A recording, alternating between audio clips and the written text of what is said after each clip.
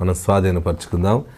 వాక్యాన్ని నోట్ చేసుకోండి, స్లోగా చెప్తున్నాను. లూకాసు వార్త 21వ అధ్యాయము 28వ వచనం 28వ వచనం మనం ధ్యానం చేసుకుందాం. ఇవి జరగనారంభించినప్పుడు మీరు ధైర్యము తెచ్చుకుని మీ తలలెత్తుకునడి, మీ విడుదల సమీపించుచున్నదనెను. నువ్వు చాలా ప్రార్థన చేస్తున్నావు కదా, ఏంటి ప్రభా నాతో మాట్లాడు, ఒక్క మాట ఈరోజు వాగ్దానం అయితే నాకే రావాలి అని అడుగుతున్నావు కదా. అందుకు దేవుడు ఈరోజు నీకే ఇస్తున్న వాగ్దానము, నీకు విడుదల సమీపించబడింది అని చెప్పారు. ఆయన విడుదల వచ్చింది అంతే. నమ్ముతున్నావా? అద్భుతమైన ఆశీర్వాదాన్ని నేను చూడబోతున్నావు. నాకు ఈ చెర ఎప్పుడు విడుదలవుతుంది, ఈ సమస్య నాకు ఎప్పుడు పోతుంది, అసలు ఈ విషయం గురించి నేను మర్చిపోవాలంతే, ఇంకా అంతగా నన్ను బ్లెస్ చేయ ప్రభు, నాకు విడుదల ఇవ్వ, నేను తట్టుకోలేకపోతున్నాను ఈ కష్టం శ్రమ అని అనుకుంటున్నావు కదా.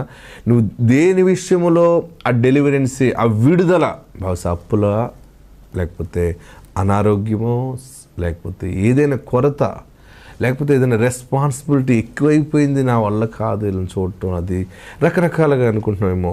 నువ్వు ఏది విడుదల కావాలని కోరుకుంటున్నావో, ఈరోజు పరిశుద్ధాత్ముడు నీతో మాట్లాడుతున్న గొప్ప మాట ఏంటంటే, పరిశుద్ధాత్మ శక్తి నీకు ఇస్తున్నటువంటి గొప్ప ఆదరణ మాట ఏంటంటే, నీకు విడుదల సమీపించిందని నేను ప్రభువారు చెప్పారు.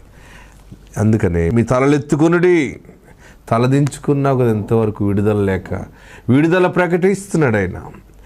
ఎక్కడ తల దించుకునే ఉన్నావో, ఎన్ని మాటలు పడ్డావో, అక్కడ దేవుడు నిన్ను తలెత్తుకునేలా చేస్తా. తల ఎప్పుడు పైకి లెగుస్తుందండి? మనకు తల ఎప్పుడు పైకి లెగుస్తుందంటే, ఒక రకమైన ధైర్యం మనలో వచ్చినది. ఫైనాన్షియల్గా మనం బాగున్నప్పుడు, ఆరోగ్యపరంగా మనం బాగున్నప్పుడు, మంచి అన్ని నార్మల్ రిపోర్ట్స్ వచ్చినప్పుడు, హాస్పిటల్కి వెళ్ళినప్పుడు తల డౌన్ అయిపోతుంది నీరసంగా ఉన్నప్పుడు.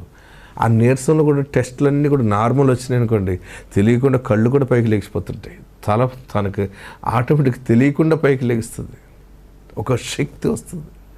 ఫైనాన్షియల్గా బాగాలేదనుకోండి, ఎక్కడ నలుగురిలో కూడా తల దించుకునే ఉంటాం. ఫైనాన్షియల్గా బాగున్నప్పుడు, గోల్డ్ నువ్వు తెచ్చుకున్నప్పుడు, అన్నీ నీకు సమృద్ధిగా ఉన్నప్పుడు మెడ కిందకి దిగుతుందా? తల పైకి లేస్తుంది.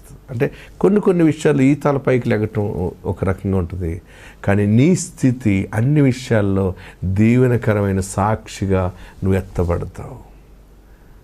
విడుదల సమీపించిందని నేను, దేవుడు గొప్ప విడుదల నీకు ఇచ్చాడు. ఇక నువ్వు ఆ కష్టములో శ్రమలో ఉండవు, దేవుని కార్యాన్ని చూస్తావు. పరిశుద్ధాత్ముడు నీకు తోడుండును గాక.